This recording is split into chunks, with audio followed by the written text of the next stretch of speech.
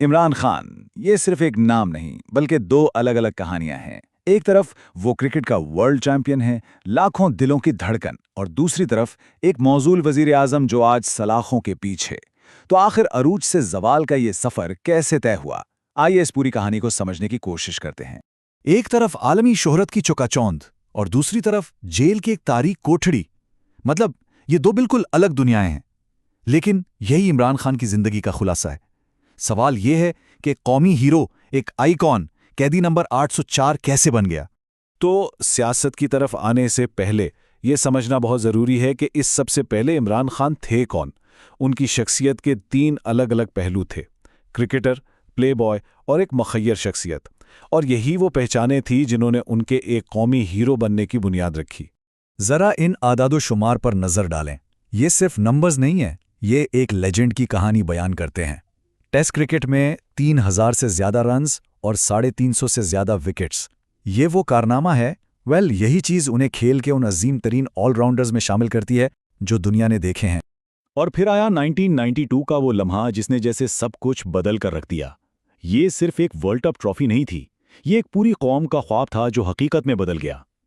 سمجھنا ہوگا کہ اس ایک جیت نے عمران خان کو ایک کرکٹر سے کہیں بڑا بنا دیا اور انہیں وہ سیاسی مقبولیت دی جو آگے چل کر ان کے بہت کام آنے والی تھی۔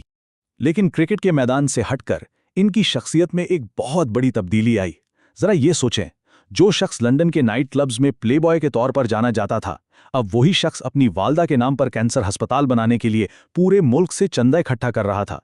یہ وہ وقت تھا جب ان کی شبیہ ایک سوشلائٹ سے بدل کر ایک سنجیدہ عوامی شخصیت کی بن رہی تھی۔ تو کرکٹ اور فلاحی کاموں کے بعد اگلا باب تھا سیاست کا، اور انہوں نے قدم رکھا پاکستان کی انتہائی پیچیدہ سیاست کی دنیا میں۔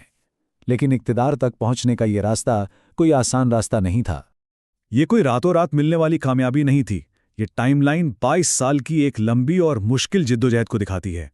صرف ایک سیٹ سے شروع کرنے کے بعد 2011 کا وہ لاہور جلسہ، وہ ایک ایسا سیاسی سونامی تھا جس نے سب پر یہ واضح کر دیا کہ عمران خان اب پاکستانی سیاست میں ایک ایسی حقیقت ہے جسے نظر انداز نہیں کیا جا سکتا۔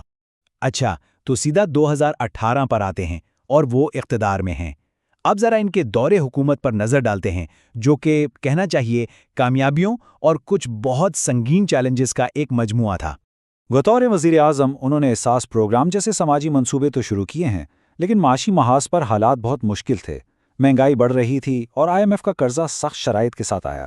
اور پھر خارجہ پالیسی کی بات کریں تو شاید سب سے متنازع قدم یوکرین جنگ کے آغاز پر ماسکو کا دورہ تھا۔ ناقدین کہتے ہیں کہ اس ایک فیصلے نے مغرب کے ساتھ پاکستان کے تعلقات کو بہت نقصان پہنچایا۔ اور یہاں آتا ہے کہانی کا سب سے اہم موڑ، پاکستان کی طاقتور فوج کے ساتھ ان کا رشتہ۔ کل تک جنہیں مخالفین اسٹیبلشمنٹ کا لاڈلا کہتے تھے، آج وہی اسٹیبلشمنٹ کے سب سے بڑے ناقد بن چکے ہیں۔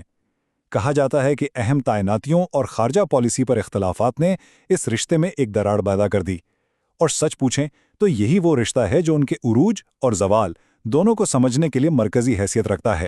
اب کہانی کا رخ ان کے زوال کی طرف مڑتا ہے۔ یہاں سے واقعات نے ایک ڈرامائی موڑ لیا جس کا آغاز ان کی حکومت کے خاتمے سے ہوا اور پھر قانونی لڑائیوں کا ایک نہ ختم ہونے والا سلسلہ شروع ہو گیا۔ یہ ایک بہت اہم سوال ہے کیونکہ پاکستان کی تاریخ میں ایسا پہلے کبھی نہیں ہوا تھا۔ تو آئیے اس پیچیدہ آئینی عمل کو سمجھتے ہیں جس کے نتیجے میں انہیں اقتدار سے ہٹایا گیا۔ یہ 5 مراحل ایک بے مثال سیاسی اور قانونی شطرنج کی بازی کی طرح تھے۔ جب سپریم کورٹ نے ڈپٹی اسپیکر کی رولنگ کو غیر آئینی قرار دیا تو بس پھر کھیل ختم ہو گیا اور عمران خان پاکستان کی تاریخ کے پہلے وزیر اعظم بنے جنہیں تحریک عدم اعتماد کے ذریعے ہٹایا گیا۔ تو اقتدار سے ہٹائے جانے کے بعد عمران خان ایک دھماکہ خیز بیانیہ لے کر سامنے آئے، امریکی سازش کا۔ انہوں نے ایک سفارتی دستاویز لہرائی جسے سائفر کہا گیا، اور دعویٰ کیا کہ انہیں ایک آزاد خارجہ پالیسی کی سزا دی جا رہی ہے۔ ان کے مخالفین نے اسے ظاہر ہے جھوٹ قرار دیا، لیکن ان کے حامیوں میں یہ کہانی جنگل کی آگ کی طرح پھیل گئی۔ ان کی بے دخلی کے بعد جو ہوا وہ بحرانوں کا ایک طوفان تھا۔ پہلے ایک جان لیوا قاتلانہ حملہ، پھر ان کی گرفتاری پر ملک گیر ہنگامے پھوٹ پڑے، اور اس کے بعد سزاؤں اور مقدمات کا ایک ناختم ہونے والا سلسلہ، ایک کے بعد ایک۔ یہ ٹائم لائن دکھاتی ہے کہ دباؤ کتنی تیزی سے بڑھایا گیا۔ صرف اس ایک عدد کو دیکھیں، 186 سے زیادہ۔ یہ ان کے خلاف دائر کیے گئے قانونی مقدمات کی تخمینی تعداد ہے۔ मतलब सिर्फ यही عدد اس قانونی جنگ کی وسعت کو ظاہر کرتا ہے جس کا وہ سامنا کر رہے ہیں۔ تو اب ہم اس جائزے کے آخری حصے کی طرف بڑھتے ہیں اور یہاں ہم ان کی متنازع میراث اور پاکستانی سیاست پر ان کے دیرپا اثرات پر غور کریں گے۔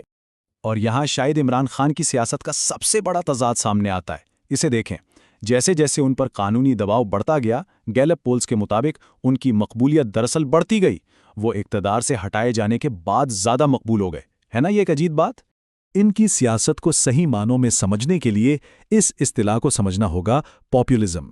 اس کا سارا زور خود کو ایک کرپٹ اشرافیہ کے خلاف عام آدمی کی آواز کے طور پر پیش کرنے پر ہوتا ہے، اور یہی انداز ان کی عوامی مقبولیت اور ان پر ہونے والی تنقید دونوں کی بنیاد ہے۔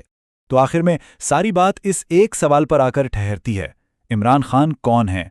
کیا وہ ایک کرپٹ نظام سے لڑنے والے اینٹی اسٹیبلشمنٹ ہیرو ہیں، یا پھر وہ اسی اسٹیبلشمنٹ کی پیداوار ہیں جس کی آج وہ مخالفت کرتے ہیں؟ تاریخ انہیں کس نام سے یاد رکھے گی؟ شاید اس کا فیصلہ ہونا ابھی باقی ہے۔